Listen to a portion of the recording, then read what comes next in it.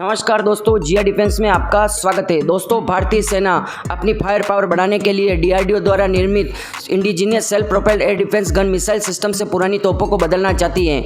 जी हां दोस्तों, Bharat indigenous self propelled air defence gun missile system SPAD GMS प्राप्त करने की योजना बना रहा है, जो 1360 पुरानी Bofors L-17 40 millimetre single barrel और सोवियत युग JDU-23-2 टोर 23 मिलीमीटर ट्विन बैरल हथियार सिस्टम को रिप्लेसमेंट करना है।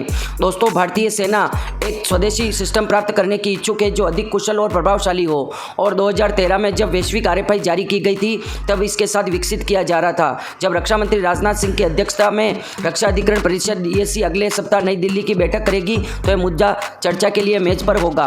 दोस्तों, अल्माज एंटे और पेंटिसिड द्वारा KBP टूला सिस्टम द्वारा उन्नत टंगस्टा सिस्टम दोनों रूस परीक्षण के दौरान विफल रहे। दक्षिणी कोरिया की हनवा डिफेंस हाइब्रिड बीओ प्रणाली भारतीय सेना द्वारा किए गए परीक्षणों के दौरान पूरी तरह से अनुरूप नहीं थी। मतलब दोस्तों, पूरी तरह से वो सफल नहीं रही।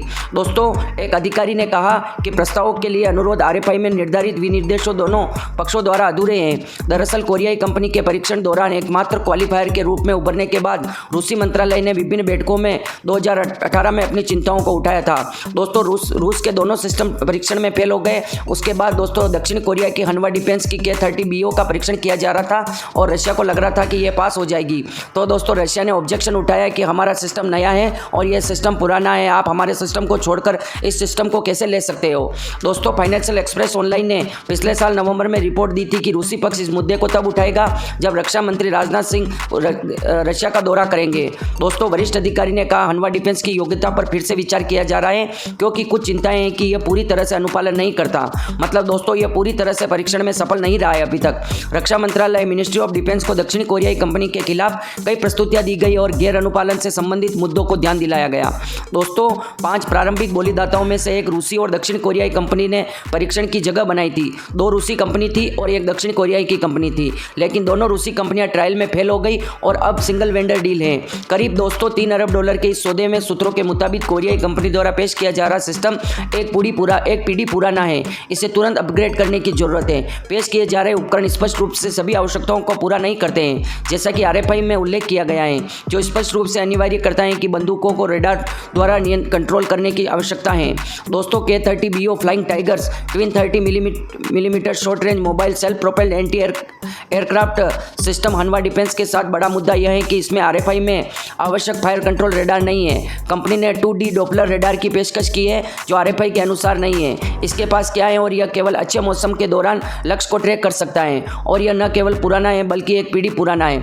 दोस्तों, ऐसे सिस्टम को हम क्यों लेंगे जो तो एक पीढ़ी पुराना है, उसको लाने के बाद अपग्रेड करना पड़ता है। केवल वो साफ मौसम में ही लक्ष्य को ट्रैक कर सकता है और टारगेट कर सकता है। अगर मौसम खराब हो तो हम क्या दूसरे सिस्टम को लेने थोड़ी जाएंगे क्या।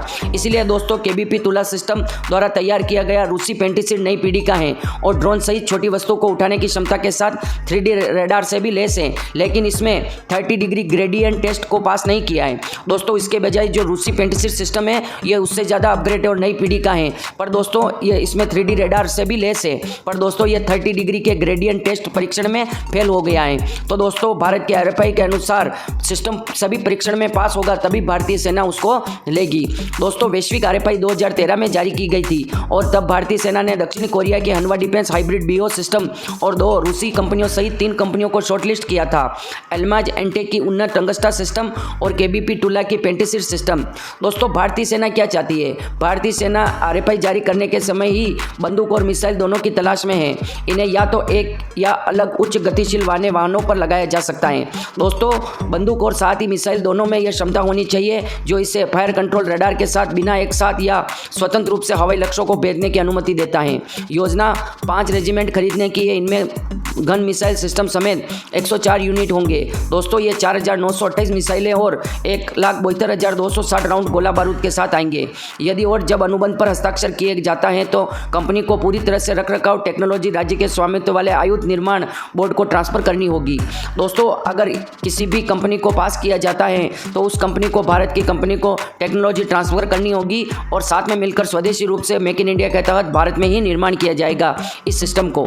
दोस्तों, दिनों और रात के कैमरे की कार्यक्षमता और एक अंतहीन सिमुलेटर की आवश्यकता है, जबकि बंदूक में 350 राउंड प्रति सेकंड की दर से लक्ष्य को भेदने की क्षमता होनी चाहिए। मिसाइल की रेंज 5 किलोमीटर तक होनी चाहिए। एक ही ईंधन टैंक पर 50 किलोमीटर तक चलने की क्षमता होनी चाहिए और बिना ईंधन भरे 8 घंटे तक चल सकता है। रक्षा खरीद प्रक्रिया DPA की बाई एंड मेक भारतीय श्रेणी के तहत स्वदेशी रूप से विकसित करने की योजना है। दोस्तों, भारतीय सेना क्या क्या चाहती है मैं आपको बताया है। दोस्तों, और भी RFI में क्या क्या लिखा गया है आपको बताता हूँ। दोस्तों, ये तीनों सिस्टम तो भारतीय सेना की RFI के अनुसार फेल हो गए हैं। तो दोस्तों, अब भारतीय सेना क्या करेगी? अगर दोस्तों इनमें से किसी सिस्टम को पास किया जाता है तो ये कहा जा रहा है भारतीय सेना के द्वारा कि भारतीय प्राइवेट कंपनी या किसी भी कंपनी के साथ ट्रांसफर ऑफ टेक्नोलॉजी करके इस सिस्टम को भारत में ही निर्माण किया जाएगा। यह भी दोस्तों RFI में शर्त रखी गई है। दोस्तों, पैरेलल में रक्षा अनुसंधान और विकास संगठन DRDO भारतीय सेना और निजी क्षेत्र की कंपनियों के बीच प्रकाश टैंक आधारित प्लेटफॉर्म पर आधारित स्पार्ट मतलब self propelled air defence gun missile system संस्करण के विकास के संबंध में चर्चा चल रही है। लाइट टैंक या प्रोटोटाइप इस साल के अंत तक आ जाएगा। दोस्तों, इस सिस्टम को किस पर लगाया जाएगा, इसके लिए DRDO और भारतीय सेना के बीच चर्चा चल रही है कि जो लाइट टैंक बनाया जाएगा उसके दर पर हम इस सिस्टम को लगा दिया जाएगा और इसका उपयोग कर सकते हैं। और दोस्तों, भारतीय सेना के RFI में क्या क्या लिखा गया है, इस सिस्टम में और क्या क्या आवश्यकता होनी चाहिए। दोस्तों, प्रस्तावित ASPDGM सिस्टम में ट्विन 30mm गन सर्विलेंस और फायर कंट्रोल रेडार, एक इलेक्ट्रो ऑप्टिकल टारगेटिंग सिस्टम और एक पैरामिक पेरास्कोप, एक फॉरवर्ड लुकिंग इंफ्रारेड सिस्टम, एक लेजर रिफाइंडर शामिल होंगे। थर्मल साइट TV कैमरा और डिजिटल फायर कंट्रोल सिस्टम। भारतीय सेना द्वारा निर्धारित गुणात्मक आवश्यकताओं QR को पूरा करने के लिए प्राथमिक चुनौती ऐसी प्रणाली इंटीग्रेट और परीक्षण करना होगा।